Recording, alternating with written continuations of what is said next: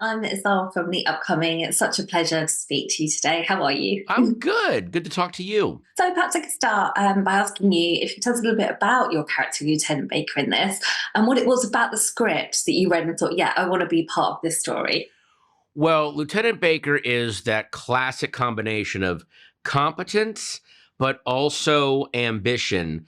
And I think that they sort of feed into each other. He is a good cop. And one of the reasons he's a good cop is because he always has his eye on, oh, there's money to be made here. Oh, there's career advancement to be made here.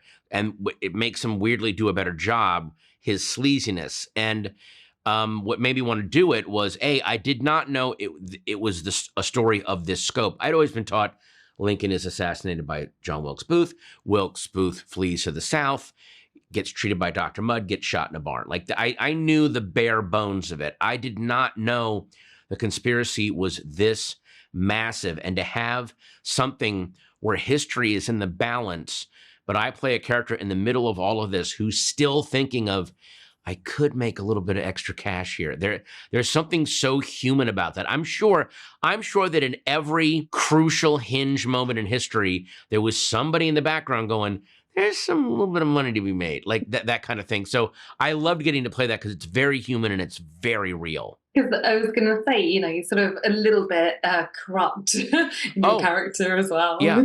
And what's even more fascinating is he's the guy that would argue, but my corruptness is what makes me a better cop. Like, you can almost see the self-justification of this guy, even when he's making decisions that look, in my opinion, he made a couple of decisions that hurt the pursuit. Putting his family member on the posse and not being in control of Boston Corbett and letting what went down between Boston Corbett and John Wilkes Booth go down, I think left a lot of the conspiracy in the fog forever. But this guy was thinking of the money. So yeah, there was corruption and incompetence because of that.